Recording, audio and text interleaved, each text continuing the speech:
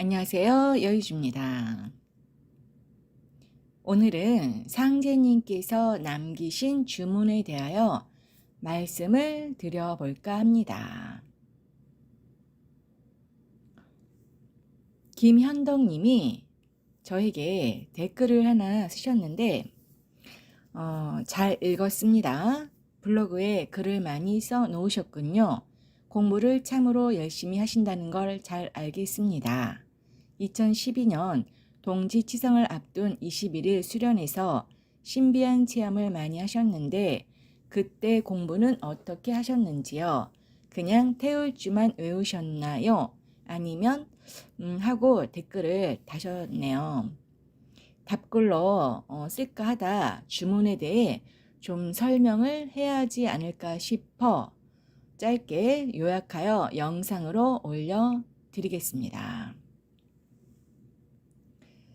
제가 법존교에서 21일 동안 수행하면서 읽은 주문이 무엇이냐고 물어보셨는데 그때 제가 읽은 주문은 태을주, 진액주, 칠성경, 음양경, 옥주, 통주, 운합주, 태국주였습니다. 그 주문은 제가 녹음하여 제 유튜브에 올려놓았으니 참고로 들어보시면 됩니다.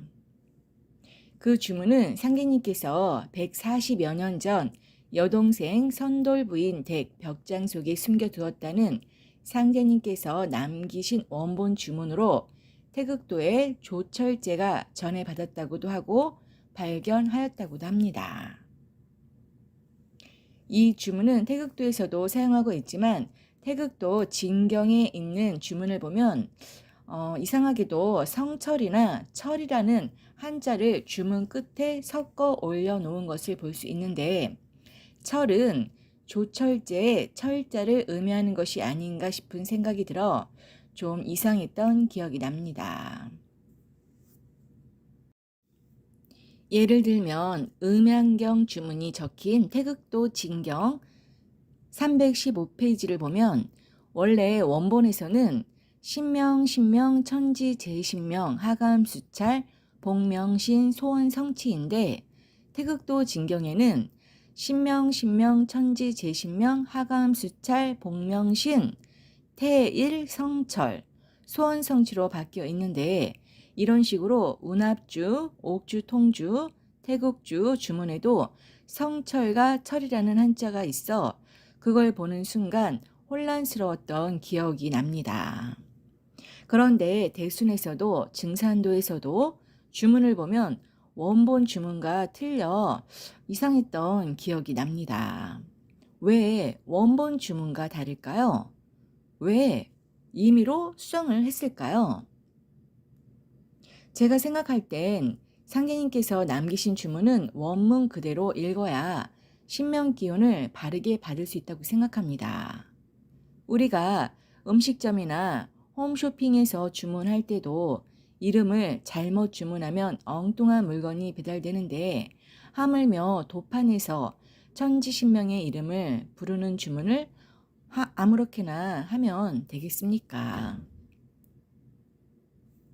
상계님께서 남기신 주문은 크게 두 경로로 전해져 왔습니다. 보천교를 의시한 당대에 직접 상계님을 모시고 공사를 받들던 종도들을 통해서 전해진 주문이 있고 또 하나는 상계님의 누이 동생인 선돌 부인이 사는 마동 벽속에서 나와 태극도를 통해 전해진 주문이 있습니다. 그 주문은 태극주, 시천주, 진액주, 운장주, 24절우주, 24주주, 28수주, 28장주, 갱생주, 칠성경, 진법주, 개벽주 등은 대부분 계열에서 공통적으로 읽으며 오주, 도통주, 예고주, 신성주, 15건군주, 십계명주, 지운경, 진주주, 준재주, 자시주, 삼천주 등의 주문들은 상계님을 믿는 여러 형제 교단들에서 보조 주문으로 읽고 있습니다. 이 외에도 음양경, 옥주, 통주, 운합주, 태국주, 학도, 희선주, 구령, 삼정주 등의 주문들이 있으나 너무 난해하고 길어서 대부분 즐겨 읽지 않습니다. 특히 공통적으로 읽는 일반 주문들을 제외하고 도통주, 음양경, 옥주, 통주, 운합주, 태국주 등의 주문들은 증산도에서는 안타깝게도 잘 읽지를 않는데 아마도 태극도나 대순진리에 대한 뿌리 깊은 불신 때문에 상제님께서 남기신 주문까지도 외면해버리는 결과가 되지 않았나 싶습니다. 그런데 어떻게 그 주문이 증산법종교까지 들어오게 되었냐면 1937년 법종교 교단이 시작할 무렵 상제님의 따님이신 선사님을 모시던 신도들 중 태극도에서 신앙했던 분들이 몇 분 계셨는데 그분들이 태극도에서 나오실 때 가지고 나와서 주문 원본 그대로를 선사님께 올려드렸다고 합니다. 물론 법종교에서는 그 주문에는 토시 하나 손 안 대고 지금도 그대로 사용하고 계시다고 합니다. 그런데 법종교에서도 법경책에 있는 주문들이 어렵다는 이유로 거의 하지 않고 쉬운 것만 골라 하고 있습니다. 주문에 관한 제 경험을 말씀드리자면 제가 몸담았던 대진성주의 뿌리가 태극도임에도 주문이 달랐던 기억이 나는데 태을주를 예로 들면 대순계열은 증산도나 법중교와 달리 흠치 태을천상원군 흠리치아돌의 흠리함리 사바를 읽을 때 처음 주문시 흠치를 한번 읽은 후 나머지 횟수는 태울주의 머리 부분을 떼고 연이어 주송을 하는 반면에 증산도나 법중교는 태울주를 읽을 때마다 맨 앞에 흠치를 읽는데 이것도 시사하는 바가 크지 않을까 싶습니다.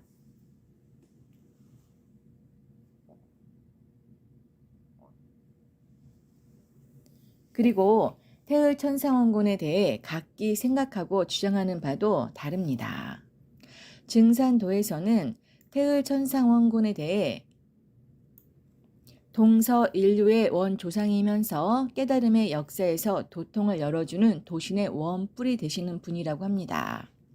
거기에 비해 대순에서는 태을천상원군에 대하여 별 의견이 없고 당연 상제님 아니겠냐는 의견이 많은 편입니다.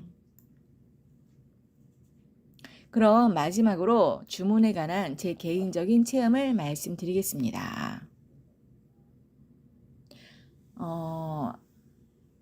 물론 체험은 많은데 아주 오래전 제가 대순에 다닐 때 이야기를 해드리겠습니다. 제가 대순에 다닐 때 하루는 꿈에 밤길을 홀로 가는데 너무 무서운 거예요. 그래서 태울주를 했습니다. 그런데 그래도 무서운 거예요.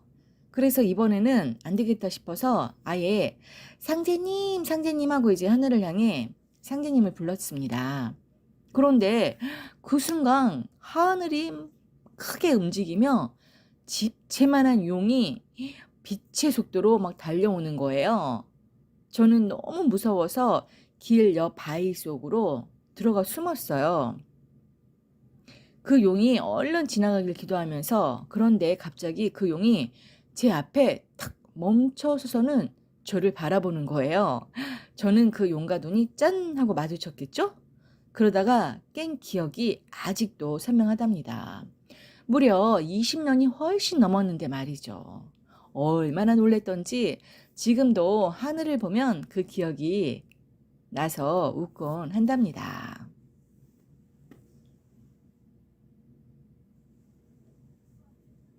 그리고 또 하루는 후각이 하도 졸라 성신여대 앞에 있는 유명한 무당집을 두 군데 같이 따라간 적이 있어요. 그땐 제가 불구가사로 아주 열심히 포덕을 다닐 때였는데 그래도 무당집을 가려니 좀 무섭긴 하더라고요. 그래서 태울주를 막 속으로 막 했죠. 무서워서. 그런데 그때 제가 만난 한 분은 TV 드라마와 영화에도 나왔다는 남자 만신이었고 또 한 분은 신받은 지 얼마 안 된 용하다는 여자 무당이었는데 신기하게도 그분들이 하는 말이 자기들이 모시고 있는 신들이 무서워갖고 다 도망을 갔다는 거예요. 그래서 제 후각 점을 받을 수가 없다는 거예요. 그래서 제가 왜 그러냐고 물었더니 저를 보면서 제 옆에 금빛 갑옷을 입은 천상의 신장님들이 호의를 하고 계셔서 자기가 모시는 신들이 혼비백산 놀라 동굴 밖으로 다 도망가서 봐줄래야 봐줄 수가 없다고 하더군요. 그 말을 듣고 어찌나 신기하던지 아니 내 눈에는 아무것도 안 보이는데 그 무당 눈에는 그 신명님들이 보인다고 하니 얼마나 신기했겠어요. 물론 대순 다닐 때 웃분들은 저보다 더한 이야기를 뭐 그런 무당들한테 하도 많이 들어 알고는 있었지만 실제 제가 그런 이야기를 직접 들으니 그제야 우리가 하는 태울쥐가 얼마나 큰지 알겠더라고요. 그리고 나아가 상대님을 믿는다는 것이 어떤 것인지 조금 감이 왔던 기억이 납니다. 그래서 이 글을 쓰다 보니까 생각이 나서 한 말씀 드렸습니다. 물론 그때는 제가 누구보다 열심히 포덕 다니고 수도 생활을 하던 때라 그런 신명이 호의를 해주셨던 것이지 지금은 아닙니다. 저처럼 누구라도 그런 생활을 하면 신명의 호의는 많이 받는 것으로 알고 있습니다. 그러다 열심히 안 하면 당연히 신명은 열심히 하는 다른 사람에게 옮겨갑니다.